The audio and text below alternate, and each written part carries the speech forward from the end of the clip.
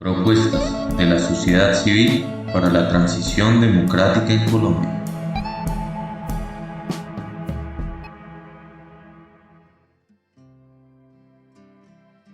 Proyecto de renta básica permanente. Esta propuesta tuvo como autores iniciales a Luis Jorge Garay y Jorge Enrique Espitia. En la dirección académica también estuvo Garay y en la dirección jurídica se contó con Alirio Uribe. Sumado a la revisión y aportes en la Cumbre Social y Política por la Renta Básica de 2021 de más de 2.000 participantes de organizaciones sociales, académicas, sindicales y movimientos ciudadanos y políticos.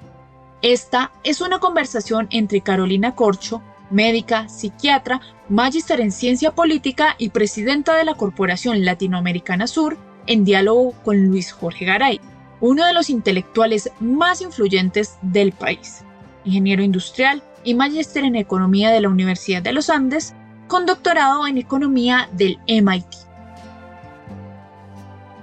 Un saludo a todos y todas los oyentes de este podcast de Agendas de Transición Democrática para cambiar a Colombia, propuestas desde la sociedad civil y los movimientos sociales. El día de hoy abordaremos un tema fundamental y central dentro de las políticas públicas para superar la desigualdad y la pobreza en Colombia. Se trata del tema de renta básica permanente, renta básica universal. Y aquí se conversará con el profesor Luis Jorge Garay, un economista de todos los quilates, un investigador social profundo, serio, uno de los economistas más importantes de la historia contemporánea del país sobre esta importante agenda.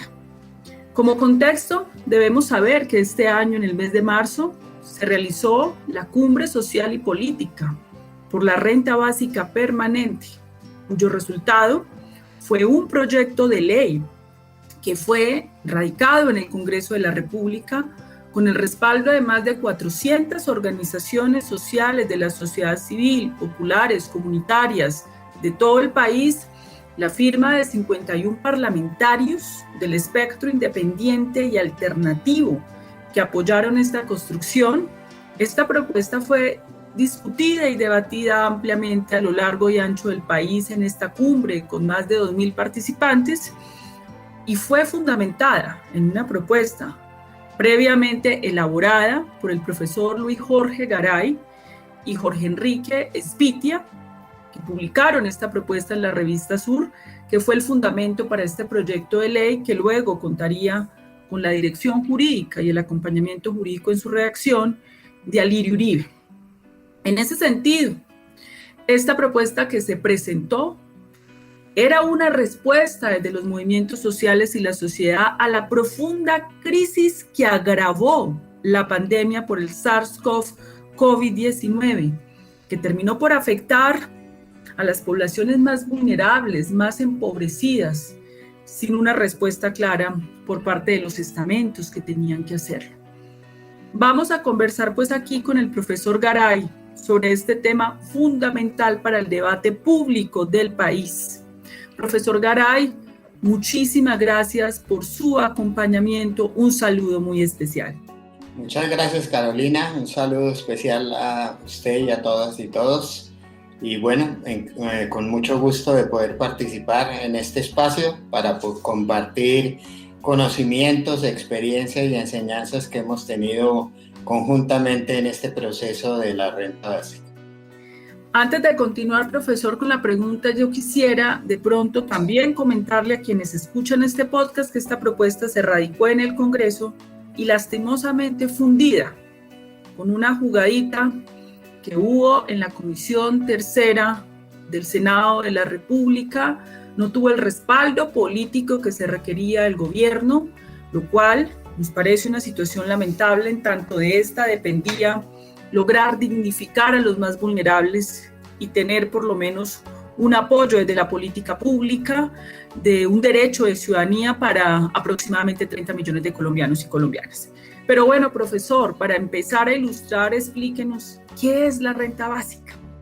Bueno, la renta básica es un tema que ha venido siendo discutido desde hace varias décadas en el mundo Primero en el ámbito estrictamente teórico y luego en la práctica. Países europeos avanzaron en esa concepción de renta básica o ingreso mínimo vital, que consiste básicamente en la provisión por parte del Estado a la población de un ingreso determinado que le garantice las condiciones de una vida digna para el ejercicio de su libertad ciudadana y democrática. Y esta renta básica, en sus principios teóricos, es una renta básica incondicional, es decir, que se le da a las personas en carácter de ciudadanía y no está limitada por el ejercicio de determinadas funciones o por determinadas condiciones socioeconómicas o territoriales de la población sujeta a esta política pública. La renta básica es una política pública que vino a ser enriquecida en su debate, especialmente a raíz de la eclosión de la pandemia de COVID-19 en muchos países, tanto del norte como del sur global. Por ejemplo, en el norte global fue implantado a raíz de la pandemia una política de ingreso mínimo vital en España, que infortunadamente por una cantidad de requisitos administrativos y burocráticos ha tenido una muy escasa aplicación, o no una aplicación como se debería haber hecho de acuerdo a la ley aprobada en el Congreso de la República. En los países del sur se vino implantando en varios países bajo muy diversas modalidades, muy diversas acepciones y muy diversos nombres, pero que atañen fundamentalmente al mismo propósito, que es garantizar un ingreso determinado a la población pobre, vulnerable y a veces a más amplios espectros de la población, para de nuevo garantizarle unas condiciones mínimas de vida digna. En el caso colombiano, Colombia ha venido teniendo unas políticas públicas de transferencias monetarias condicionales, especialmente, en 3 programas básicos, que es Familias en Acción, Jóvenes en Acción y Adulto Mayor. Con la irrupción de la pandemia, después de varios debates, el gobierno nacional implantó un nuevo programa de transferencias monetarias que se llamó Ingreso Solidario, o se llama Ingreso Solidario, que consistía en la transferencia de 160,000 pesos mensuales por hogar. Y esto fue el ámbito y la focalización de esta política, era a población pobre, que alcanzó a finales del año 2020 a 3 millones de hogares, que sin embargo, a pesar del propósito de que fuera población pobre, las cifras y los datos muestran que hubo una importante proporción de población que no era pobre, que fue sujeta al beneficio del ingreso solidario. En ese debate, en medio de ese debate, fue que se sucedió la cumbre social y política sobre renta básica que mencionaba en la introducción la doctora Carolina Corcho, que se nutre primero de algunos desarrollos analíticos y empíricos sobre el caso colombiano, pero que tuvo como cumbre un desarrollo muy importante en términos de compartir experiencias, propuestas y percepciones sobre este tipo de políticas por amplios grupos poblacionales de muy diferente procedencia territorial, étnica, de género, etc. Y que enriqueció claramente la visión de renta básica. Muy bien, profesor. Digamos que ¿cuál es la diferencia? Que es muy importante, digamos, entender esto, de un programa de renta básica como política pública, de lo que, por ejemplo, hay hoy, Familias en Acción, Jóvenes en Acción, y estos distintos programas que ofrece el gobierno. Bueno, entonces volviendo al tema sobre renta básica, la propuesta original teórica más desarrollada consistía en una renta básica universal, es decir, que acoge a toda persona en su calidad de ciudadanía en un territorio dado. Era una propuesta de renta básica que se compadece más en la concepción de la observancia de derechos humanos y del ejercicio de libertades, que se compadece mucho con la visión de Amartya Sen sobre el desarrollo como libertad. Esta renta básica universal no es condicional, no, el hecho solo de ser ciudadano o ser miembro de una sociedad le garantiza esa transferencia. Sea rico o pobre, cuando es universal. Ricos, pobres, clase media, etc. El tema fundamental es que eso está enmarcado en la observancia de derechos fundamentales y proclamados, entre otras, por las Naciones Unidas y la Declaración Universal de Derechos Humanos, como es el ejercicio de las libertades, el derecho a no padecer hambre, entre otros muchos, y el derecho a tener una vida digna. Sin embargo, el debate posterior, ya no teórico, sino práctico, consistió en cuál es el costo fiscal de tener una renta básica universal y cuáles son las posibilidades de garantizar la financiación sana, una financiación que no atente contra la estabilidad de las finanzas públicas en una perspectiva sustentable. Y ahí radica el problema. Porque una renta básica que sea mínima y solo simbólica, pues sí puede ser universal porque no tiene mayor costo fiscal. Pero una renta básica más ambiciosa, que le garantice un estado de vida digna al estilo de los países del norte, tiene un costo fiscal muchísimo más alto que, dadas las finanzas públicas de los países, evidentemente en muchos casos, en la gran mayoría de los casos, no es sustentable a largo plazo. Entonces, en la práctica, como todo en la vida, toca tomar decisiones y hacer pesos y contrapesos, valoraciones suficientes para ver, dada la situación en una sociedad, dada en un momento determinado, si es mejor tener una renta básica relativamente más alta para un grupo focalizado suficientemente amplio y representativo de la población con pobreza, vulnerabilidad e incluso con riesgo de caer en vulnerabilidad, o una renta básica muy moderada para una mayor espectro de la población. Y esa decisión pragmática hay que tomarla por un periodo de tiempo largo, probablemente, en la medida en que se adecúan las finanzas públicas y que va variando la situación social de la gran parte de la población. Entonces, en el caso de Colombia, para hablar en concreto, con la pandemia, los datos a diciembre 2020, con los que no se contaba en el momento de la realización de la cumbre social y política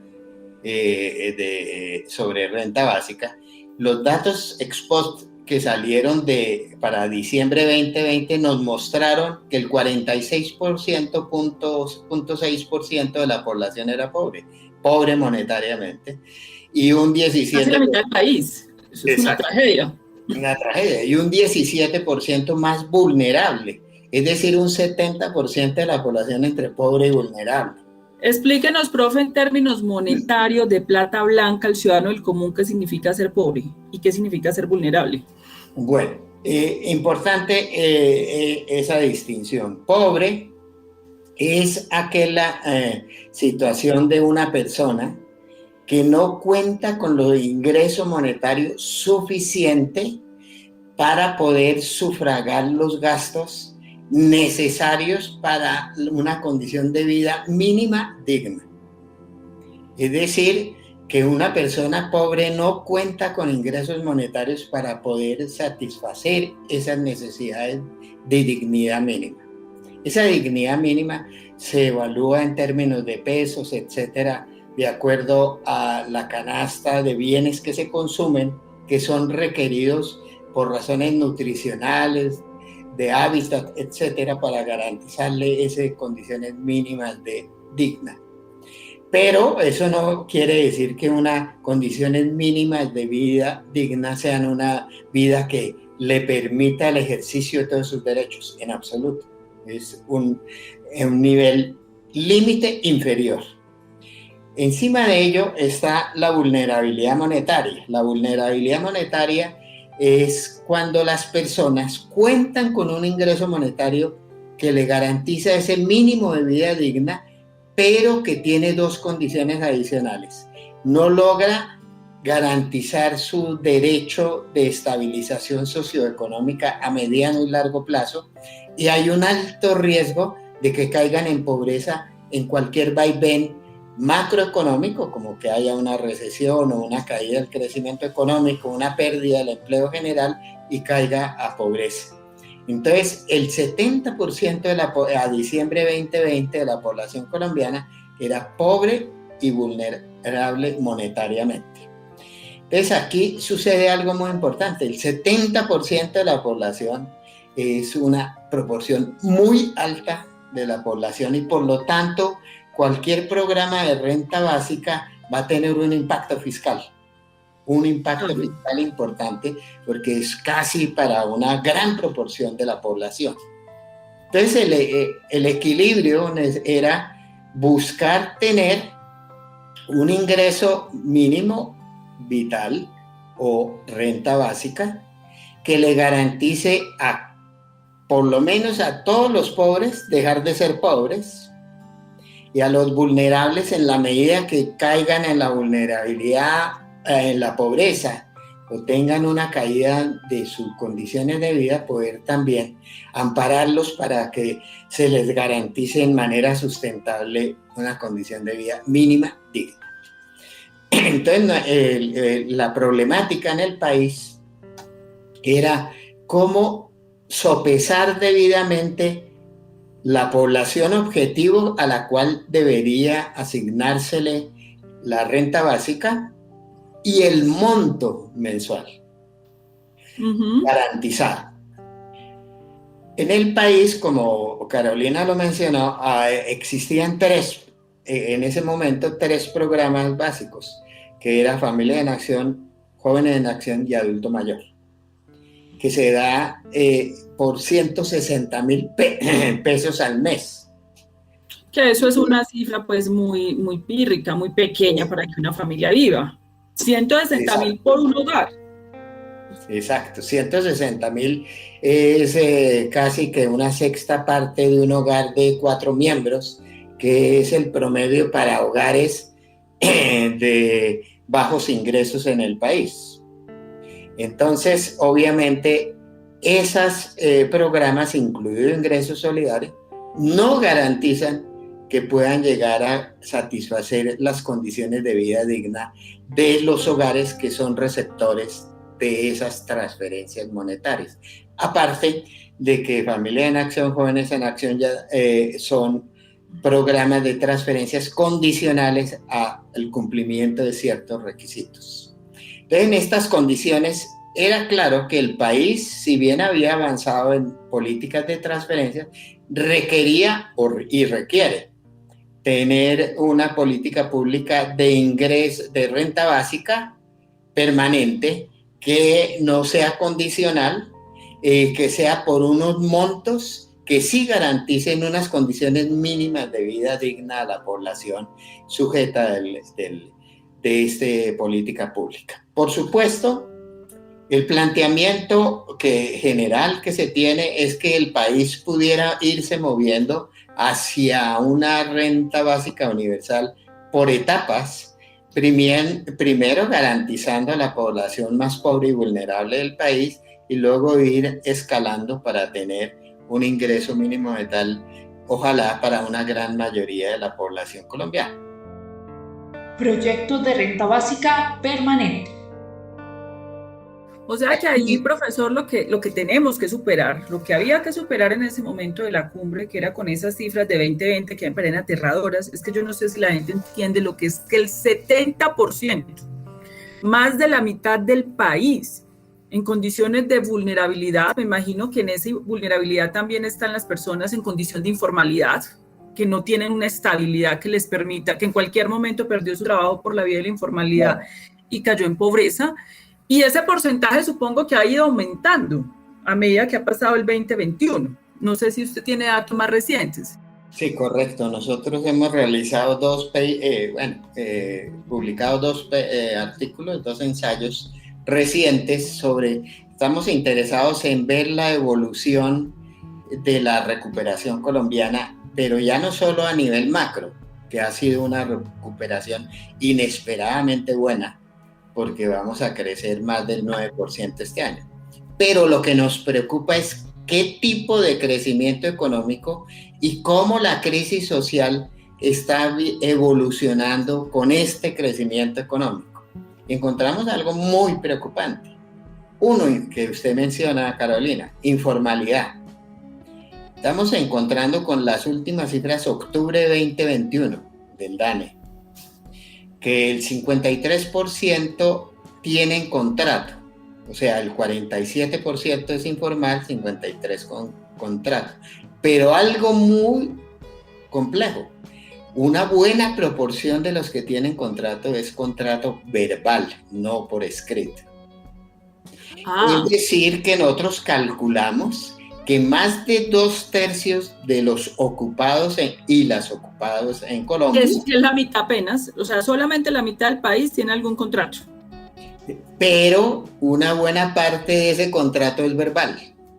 Y eso tiene unas diferencias muy fundamentales. Imagínense. Eso quiere decir que 2 de cada 3 ocupados y ocupadas en el país no tienen garantía y protección plena laboral. O sea que hay una informalidad en la práctica casi del 67%. Eso debió ser incluso mayor en el 2020, en ciertas partes del periodo del año 2020. Entonces, ahí la vulnerabilidad sigue muy profunda en los ocupados y ocupadas. Segundo tema que es muy importante. Durante la pandemia se perdieron 1,5 millones de empleos, llamemos formales, empleos no formales, entre formal e informal.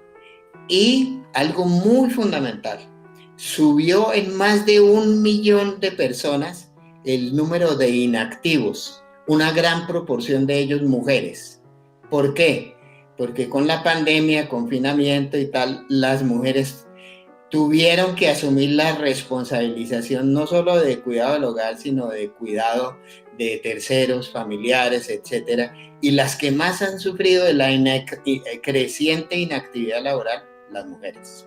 Entonces, hoy día, octubre 2021, que es la última cifra conocida por ahora del DANE, quedan 500,000 puestos de trabajo por recuperar respecto a diciembre 2019, antes de la pandemia. Pero queda todavía 1 millón de personas inactivas respecto a diciembre de 2019, la mayoría de mujeres. Que nos lleva a un tercer elemento clave, que en el caso de las mujeres la brecha salarial pareciera que se ha agudizado parcialmente respecto a los hombres. Lo que nos quiere mostrar que la mujer evidentemente ha sido la más castigada, y los jóvenes. En estos términos. Pero en eso, profesor, entonces lo que estamos diciendo es, hay un crecimiento económico, porque este gobierno ha mostrado eso pues como un gran logro, que mejor dicho, vamos muy bien, pero eso no se comparece con la realidad social. Y entonces, ese crecimiento económico, ¿qué? Explíquenos eso. Entonces, ahí lo que mostramos es lo siguiente. Entonces, ¿cuál es el tipo de crecimiento económico que está ocurriendo? ¿Correcto? Está muy concentrado en muy pocas actividades. El mayor crecimiento, ¿sí? Que responde a dos fenómenos. Uno, el crecimiento del consumo de los hogares, porque hubo muchos hogares de clase media, alta, etcétera, que durante la pandemia dejaron de consumir y ahorrar, comillas, relativamente. y en el año 2021 han consumido más rápidamente, entonces eso ha sido un factor de crecimiento económico. Pero el otro es que inesperadamente el precio del petróleo mejoró ostensiblemente y eso generó otro apalancamiento de crecimiento económico. Y el tipo de crecimiento económico está muy concentrado en sectores altamente demandantes de bienes importados, directa o indirectamente, ¿ok? Y sectores capital intensivos que generan proporcionalmente menos empleo formal. Entonces, ¿Cómo cuáles, por ejemplo? ¿Ah? ¿Cómo cuáles? Por ejemplo, ha habido casos de la importación de vehículos o la compra de determinados sectores como de plásticos, etcétera, que han crecido, pero que no son los que generan más empleo. Y ha sido más centrado en las empresas de tamaño mediano grande que en empresas de tamaño medio. Ese gran crecimiento que estamos observando. Entonces, esto está ocurriendo en otros países. El nuevo retoma de crecimiento pareciera ser mucho menos intensivo en mano de obra. Y eso es seriamente preocupante, porque aparte de la desigualdad de ingresos laborales que había aún antes de la pandemia, lo que estamos constatando es que se tiende a incrementar la desigualdad de ingresos laborales. Es decir, el 1% de las personas ocupadas que ganan más ingresos laborales cada vez tienen más proporción del ingreso laboral total del país. Y el 50% que ganan menos tienen proporcionalmente menos del total de los ingresos laborales. Es decir, la pandemia concentró más la riqueza. O sea, podemos decir que en vez de redistribuir más, para paliar la profunda crisis social, los ricos terminaron más ricos. Pero con un agravante, que en la recuperación o reactivación, llamémoslo así, reactivación, no se está solucionando esa brecha. Incluso constatamos que se tiende a incrementar parcialmente esa brecha. ¿Eso qué implica? La necesidad de políticas públicas que logren contrarrestar el efecto de concentración del ingreso y de la riqueza en el país, que implica política tributaria progresiva, pero implica, entre otros, renta básica y complementariamente políticas activas de empleo por parte del gobierno, especialmente a colectivos como las mujeres y los jóvenes, que contribuyan a generar más empleo en condiciones dignas, más empleo formal para reducir la desigualdad y la exclusión social, especialmente en estos colectivos. Entonces eso es lo preocupante. Y ahí retomamos otra vez el debate de renta básica. La pobreza, todavía no tenemos datos de cómo está evolucionando la pobreza en el año 2021. El DANE solo, probablemente ahora en diciembre o en enero, hará el cálculo de pobreza monetaria para diciembre del 2021. La pobreza debe haber reducido algo, pero no tan rápido como obviamente ha crecido macroeconómicamente la economía. Y todavía pienso yo, habrá que esperar el resultado, debemos estar con una pobreza claramente superior a la de diciembre 2020. Claramente. Proyectos de renta básica permanente. Sí, o sea, tiene completamente vigencia nuevamente la propuesta de renta básica. Sigue siendo vigente también por las condiciones estructurales del país, porque es que aquí no hubo ningún cambio estructural, ni mucho menos, así se alegue que haya un crecimiento económico. Entonces, en ese sentido, profesor, quisiéramos un poco explicarle a los ciudadanos cómo es esa propuesta concreta de renta básica. En términos de dos cosas que usted señaló muy importante. El Estado colombiano ha implementado a lo largo de los últimos años unas políticas públicas de transferencias. Cuando decimos condicionadas es que usted cumple unos requisitos y no se le paga.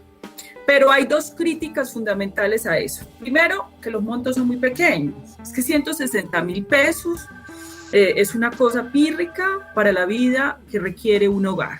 Pero segundo, es las coberturas no se comparecen con el tamaño y la magnitud de la vulnerabilidad y la pobreza de la sociedad colombiana, que es de un 70%. Eso es muy grave esa situación que estamos describiendo allí. En ese sentido es que se presenta entonces la renta básica. ¿Cómo es la propuesta que se hizo y cómo sería su financiación? Bueno, entonces obviamente desde el momento de la cumbre social y política de renta básica a hoy han cambiado muchas cosas. Entonces evidentemente habrá que actualizar algunas, pero lo fundamental sigue igual. Entonces vamos a ello. En primer lugar, está claro el planteamiento que lo deseable como lucha por es la búsqueda de una renta ciudadana universal. Pero se acepta claramente que dadas las condiciones del país, de Colombia, debemos tener prioridad en la población más pobre y vulnerable en el país. Y en la medida que cambien las condiciones, hay que revisar el monto, la cobertura y siempre con una idea de tener la población con una garantía de condiciones de vida digna. Entonces se acepta como medida pragmática de política pública una focalización. Focalización que es población pobre y vulnerable monetariamente. Uh-huh. Tercer elemento, se quiere buscar una equidad horizontal y vertical entre los hogares de Colombia, especialmente los focalizados. Y uno de los criterios de equidad, dado que la política está pensada en términos de hogar, por ahora, y no de individuo, y que es que los hogares, según tamaño o número de miembros, tengan una transferencia monetaria diferente, que vaya aumentando con el número de miembros adicional para garantizar que nos acerquemos a esa concepción de renta básica individual y no de hogar, y que sea relativamente equitativa por persona, ¿correcto? Entonces se introdujo algo muy importante en todo el debate del año 2020 y luego con la cumbre se ratifica, de introducir el concepto de que la renta básica debe variar de acuerdo al número de miembros del hogar focalizado, pobre y vulnerable. Cuarto lugar, que es un elemento fundamental, es que esta renta básica debe ser inembargable, sino que debe ser garantizada y su carácter es incondicional. Los hogares e individuos que reciben la renta no deben cumplir ninguna función fuera de ser miembros de la sociedad colombiana. En quinto lugar, se acepta y se dice, bueno, el 40% de los hogares de Colombia son monomarentales, es decir, con jefatura única de mujer. El 20% aproximadamente son hogares con jefatura única de hombre y el otro 40% es jefatura mixta o compuesta, hombre-mujer, sin entrar en la discusión de otras nuevas formas de género y expresión de sexo, etc. Entonces esto nos lleva a que el día de hoy, digamos, debemos dar un paso más allá, que la administración de esta renta básica sea por parte de la mujer responsable o cabeza de hogar. Muy bien. Con dos claridades fundamentales. Una, esta renta básica no es ni simbólica ni realmente retribución ni total ni parcial de las labores de trabajo no remuneradas realizadas por las mujeres en el hogar y las labores de cuidado. Recordemos que en Colombia nosotros hicimos ese cálculo, el valor de remuneraciones, si se hiciera de ese trabajo no remunerado de mujeres, equivaldría al 16% del PIB al año. 16% del PIB al año. El de mujeres. Altísimo, un aporte impresionante al trabajo, a la economía. Exacto, o sea, sin reconocimiento, porque ese es el aporte en trabajo, pero no se reconoce. Nada. Es real. Nada. Eso es, si me permite la expresión, eso es una especie de explotación a nivel social de la mujer en sus horas de trabajo, en su esfuerzo, en su educación, dedicación y sacrificio para la reproducción del capital de la sociedad, capital social amplio, porque es la reproducción de los hogares, de las familias y de la fuerza de trabajo. El cuidado de la vida, la reproducción de la vida misma. Entonces ahí tenemos un problema en el capitalismo muy fuerte, que es que hay un 16%, por lo menos, que no se remunera del trabajo y que es fundamental para que la sociedad pueda funcionar. Claro. Y está a cargo de las mujeres en su grandísima proporción. Entonces, aquí lo que decimos es que la administración corra a cargo más de la mujer o monomarental o la responsable del hogar, no como ninguna retribución ni simbólica de su trabajo no remunerado. Pero que sabemos que es una manera de reconocimiento y un reconocimiento además de la eficiencia en la conducción de los asuntos del hogar, como también el financiero por parte de la mujer. En sexto lugar, se acepta que esta transferencia monetaria incondicional sea mensual. Séptimo, uno de los temas más complejos y que la cumbre fue muy importante para clarificar más esta propuesta, es que evidentemente los registros interadministrativos sobre la situación de los hogares actual en el país es muy deficiente. El gobierno dice que el SISBEN 4 ya es el mecanismo mejor y ya le dedicó muchos años a ello, pero se han encontrado graves falencias en el SISBEN 4 en términos de focalización, pero algo muy importante, en términos de actualización de las cifras, porque mucha de la población que está en el SISBEN 4 tiene datos de la prepandemia, no actualizados. Y eso lo reconocen muchos de las organizaciones sociales y participantes en la cumbre, donde no han tenido ni acceso al SISBEN 4.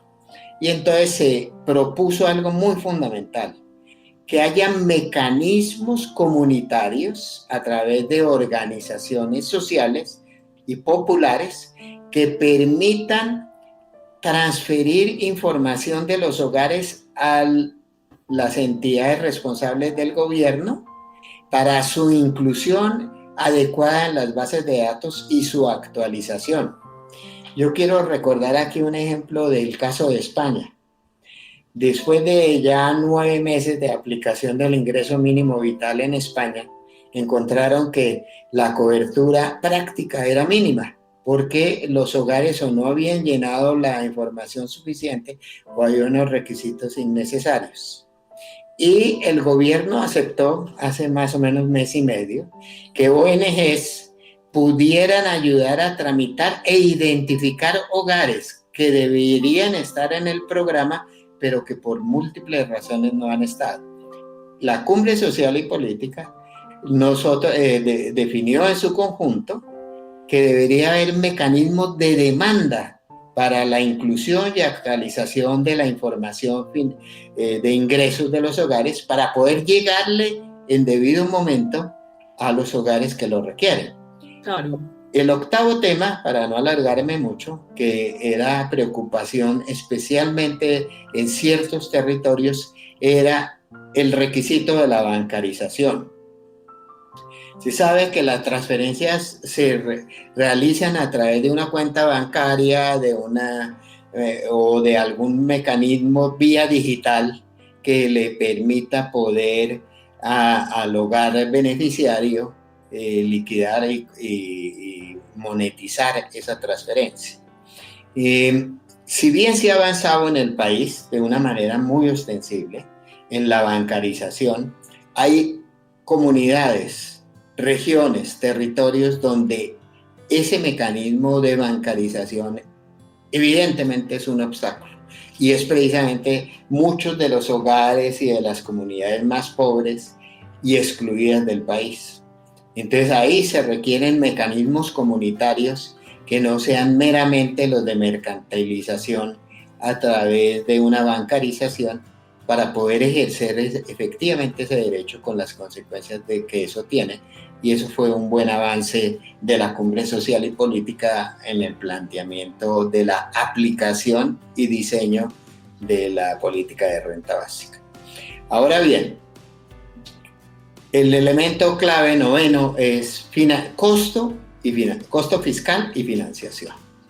Y este era un tema, sigue siendo y siempre será un tema de controversia pública. ¿Qué tanto le podemos dedicar a un programa como este?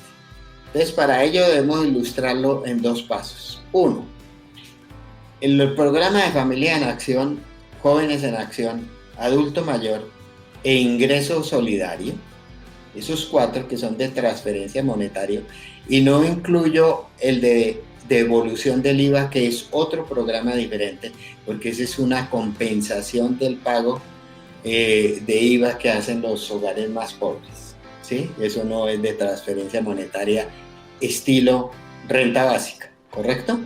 El gobierno siempre ha querido emularlo, pero eso no es lo mismo, no tiene. Entonces, esos 4 programas, al año 2020 o 2021 incluido, debería haber tenido un costo fiscal del orden del 1.7% del PIB, 1.8. Entonces, ante la fugia del año pasado, con la crisis que se ratificó con los datos del DANE, pues se pensaba, tenemos que tener una cobertura amplia. La propuesta de la Cumbre Social es un 60% de la población. Obviamente no cubre lo que en ese momento era pobreza y vulnerabilidad, porque lo que hemos dicho es que pobreza y vulnerabilidad era 70%. ¿Okay? Y lo que buscamos es que el costo fiscal total no excediera 3.4% del PIB, es decir, 1.6 puntos porcentuales del PIB adicionales a lo que estaba previsto que se gastaría o que tendría costo fiscal los 4 programas que hemos mencionado. Eso es altamente exigente. ¿Un punto porcentual del PIB cuánto es? Son 11 billones de pesos. Sí, 10 a 11 billones de pesos. Eso es exigente, dada la precaria presión fiscal que hay en Colombia, tributaria. Colombia, el peso de la tributación en el PIB es solo 19.4%. Entonces, obviamente, si hablamos un 1.7 adicional de gasto del PIB, es casi que el 10% de la tributación total respecto al PIB. Eso es un sacrificio importante, en la medida que el país no aumente la presión fiscal como proponemos o se va a proponer en la Cumbre Social y Política Fiscal, tributaria. Proyectos de renta básica permanente. ¿Y cómo se financiaría entonces eso? Porque entonces estábamos planteando que sería coger todos esos recursos de los programas actuales y generar un nuevo programa que se llame Renta Básica Permanente, ¿cierto? En ese caso habría que conseguir el resto de porcentaje que faltaría para poder ajustar la cobertura del 60% de la población, pero además la cumbre discute que los montos tienen que ser superiores, es decir, no son los 230.000 de Familias en Acción y los 160.000 de ingreso solidario. Exacto. Ese era el otro, tal vez me salté un paso, perdón. El costo fiscal, decíamos que llegue a 3,4 del PIB, ¿sí? Pero como un costo fiscal total, el neto respecto a lo que el país está invirtiendo en los 4 programas sería 1,6 del PIB, 1,7 del PIB. Con un elemento crucial que en la cumbre quedó claro.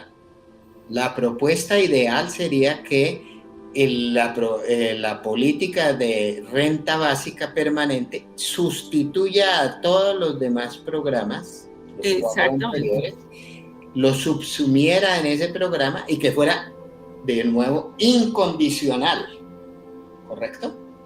Sí. En última, en la cumbre, pues no sé si estoy siendo fidedigno, pero se sabía o siempre se advirtió que si no era posible, porque era política del gobierno no abolir, pues que por lo menos subsistiera, pero con la idea que temporalmente, con la idea luego de subsumirlos en la renta básica, programar. Bueno, ante eso, la situación año a año va cambiando. Cuando hicimos la la cumbre social y política, estábamos pensando en el 2021, en el año 2021. Ya hoy estamos pensando 2022 o 2023. Entonces las fuentes van cambiando ostensiblemente. En el 2021 había un momento de oportunidad porque había unos recursos disponibles en Minhacienda de gran monto que podrían ser utilizados para este propósito, que podía llegar a ser 8 billones de pesos. Eso ya no existe. La venta del ISA, de la ISA, parte de esos recursos podrían utilizarse a este propósito como financiación pública. Lo otro que pensábamos a principios del 2021, de este año, era que la sociedad lograría que se hiciera una primera paso o etapa de la reforma estructural tributaria que generara al menos 2,5 puntos porcentuales del PIB a partir del año 2022 y que eso nos aseguraba hacia adelante eso. Ya hoy se hizo una reforma tributaria de gobierno, aumentó parcialmente, muy parcialmente los ingresos sin cambiar nada, las distorsiones de la estructura tributaria del país y no se generaron los recursos necesarios para eventualmente financiarlo.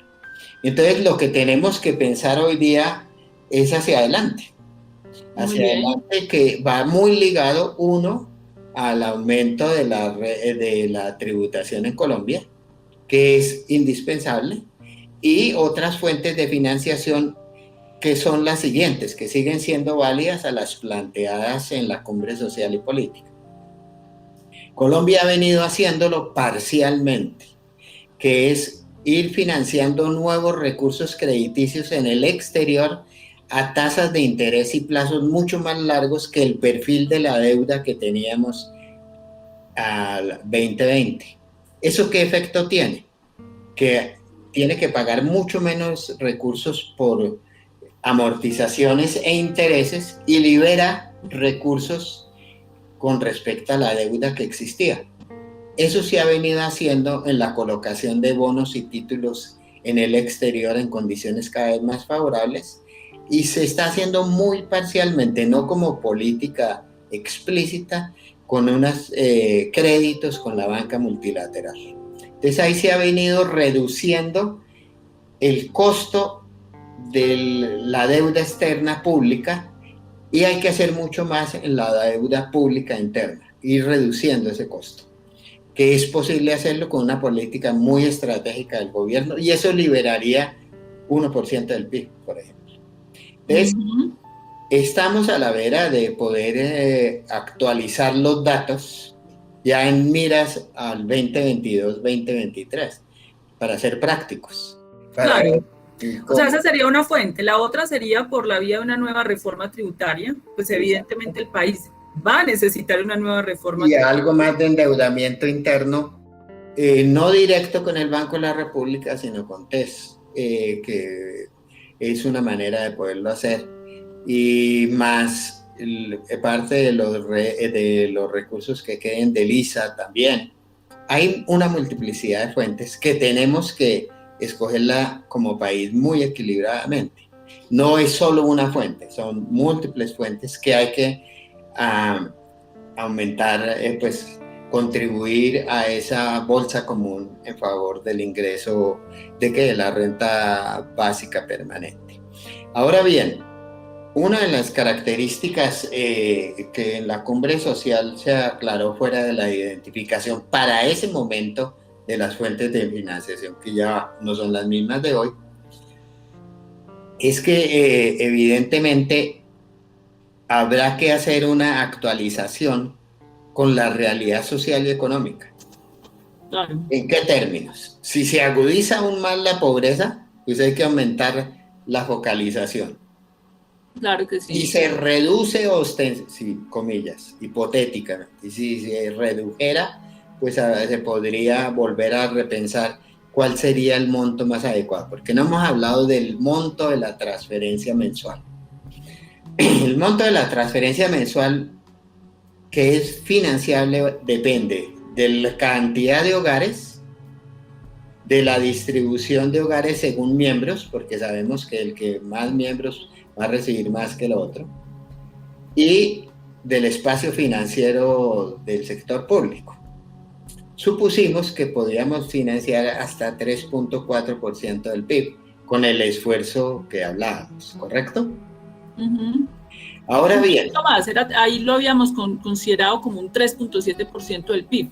Sí, porque el cálculo en ese momento, profe, era de 1.4 de los programas actuales, más lo que, pues con el monto, porque el monto era aproximadamente como unos 500.000, 471.000 pesos promedio ponderado. Exactamente, promedio ponderado. Exacto, porque a hogares de hogares de un solo miembro era mucho menor que hogares de 5 miembros o más. Pero el promedio ponderado, de acuerdo a la distribución de hogares del país según miembros, nos da 471.000. Sí, señor, así fue. Con eso era consciente de que era casi 3 veces más en promedio que lo que da cada uno de los programas de Familia en Acción o Ingreso Solidario, que no solventaba, y eso lo dejamos siempre claro en la cumbre, la pobreza.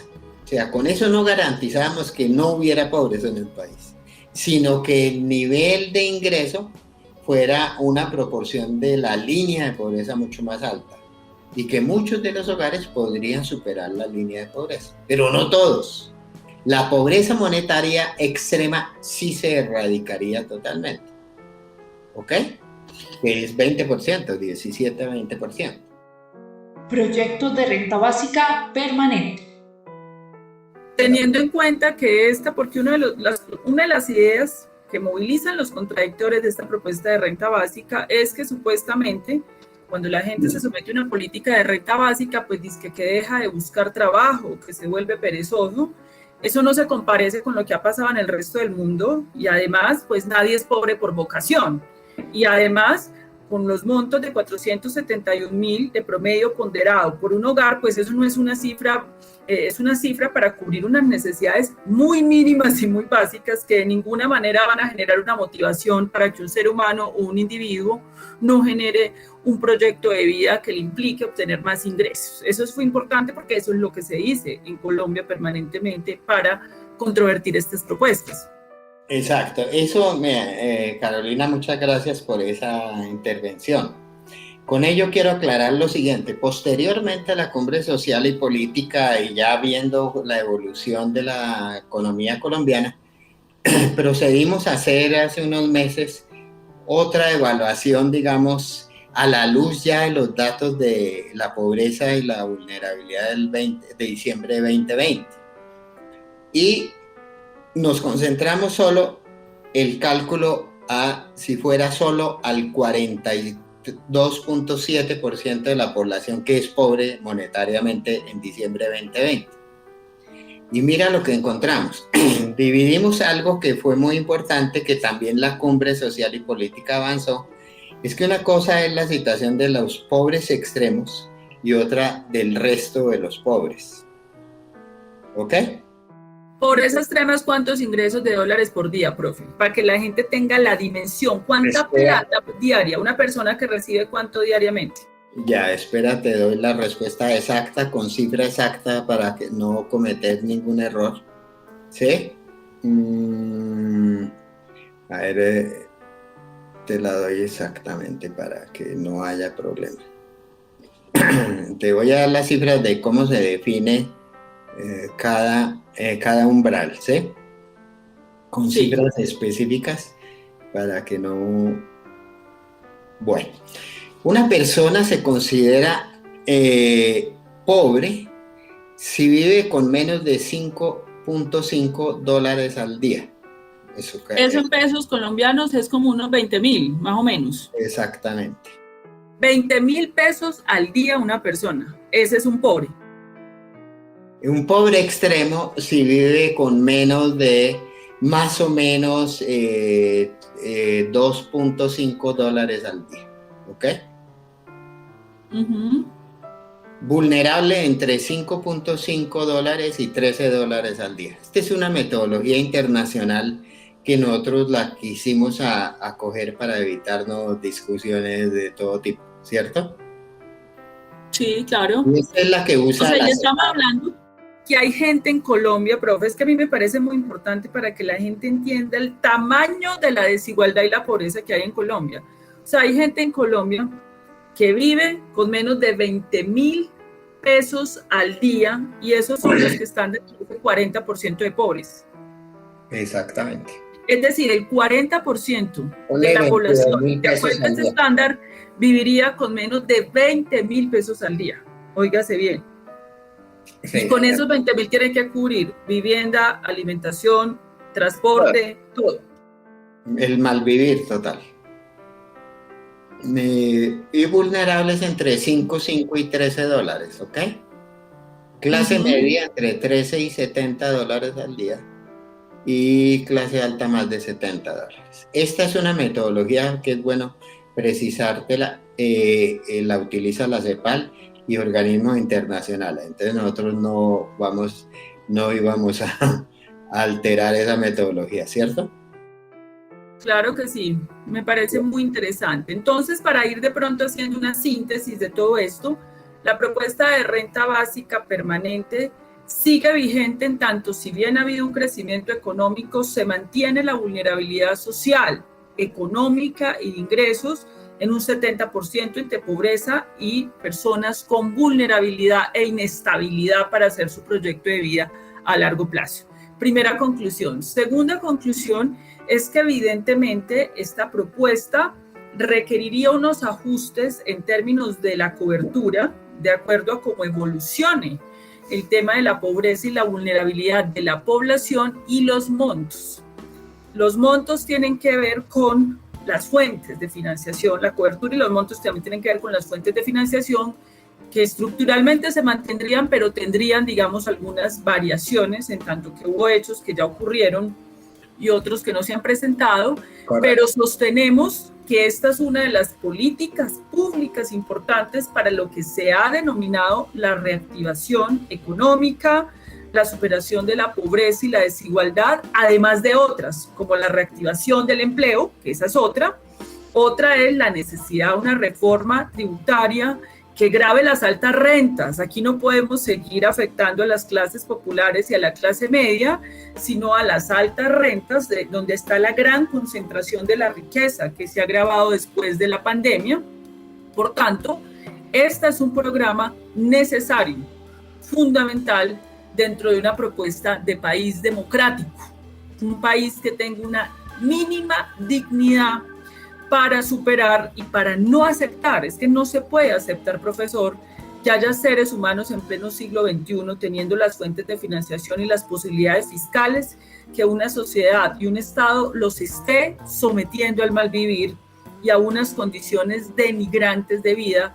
Eso tiene que ser un inaceptable para la sociedad colombiana y eso tiene que permitir que se siga adelante discutiendo este tipo de propuestas para que un gobierno democrático que asuma, para que el próximo Congreso de la República que asuma, se ocupe de los problemas de los colombianos, y este es un problema que no es de poca monta porque estamos hablando de más de la mitad del país. Sí, correcto. Y solo una ilustración de la situación.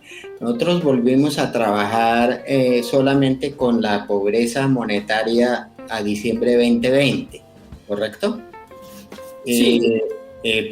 Para una actualización, con los niveles de ingreso promedio de cada uno de los hogares según fuera pobre extremo o pobre, ¿correcto? Y calculamos cuál debiera ser la transferencia incondicional monetaria para garantizar que todos los pobres dejaran de ser pobres, o sea, estuvieran en la línea de pobreza monetaria, ¿ok? Por supuesto, se erradicaría la pobreza extrema. Eso nos habría que hacer una transferencia promedio ponderada de 636,000 pesos al mes, comparado con 471,000 aproximadamente que fue la propuesta en la Cumbre Social y Política.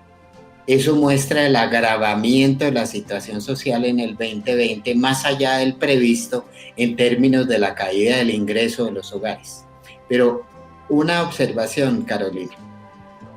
Si como propuesta de política uno dijera, bueno, al menos garanticémosle a toda la población por lo menos el 75% de la línea de pobreza, dejando de haber pobres extremos. La transferencia promedio ponderada que nos daba era 477,000 pesos al mes por hogar, muy equivalente a la que se hizo en la Cumbre Social y Política, y el costo fiscal neto sería adicional a lo que tienen los programas actuales del gobierno, 0,9% del PIB. Uh-huh. Eso quiere decir que obviamente ya a la hora de hacer, en el momento de aplicar esta política y diseñarla para, digamos, 2022, 2023, tenemos elementos de juicio muy claros ya de cómo deberíamos ajustar la propuesta para garantizar de nuevo que esa renta mínima o renta básica permanente sea la más eficiente posible. Ya tenemos toda la metodología, los elementos claves para poderlo hacer. Y es muy interesante, porque la propuesta de la cumbre, que la hicimos sin tener los datos, nos da como si quisiéramos que al menos toda la población pobre tuviera el 75% de la línea de pobreza. Bueno, profesor, pues agradecemos mucho esta conversación donde yo creo que quedó claramente ilustrado de estas propuestas que son factibles para el país y que tendrán que ser sometidas a la más amplia discusión democrática. Yo creo que no podemos dejar en el empeño de seguir presentando ante las corporaciones públicas del Estado estas propuestas para que se materialicen. Nos acompañó Luis Jorge Garay, un economista, como decimos, de todos los quilates, un intelectual orgánico del pensamiento económico, de los movimientos sociales y de la justicia social en este país. Muchísimas gracias. Gracias, Carolina, muy amable. Bueno. Listo, profe. Bueno, muy amable, Carolina. Muy bien. Ha sido didáctica, pedagógica esta conversa. Claro que sí, profe. Bueno, suerte. Seguimos en la lucha. Bueno, gracias. Esta serie se puede realizar por la iniciativa de la Corporación Latinoamericana Sur con el apoyo del Centro Internacional Olof Palme de Suecia. Conduce Carolina Corcho, preproducción Yomar Boorques, postproducción Alejandra Bernal. Agradecemos por tomarse el tiempo de escucharnos. Les invitamos a acompañar activamente el transcurrir de esta propuesta que encuentran completa en los enlaces en la descripción de este podcast y les animamos a estar pendientes de las siguientes entregas de esta serie con propuestas de la sociedad civil para la transición democrática en Colombia.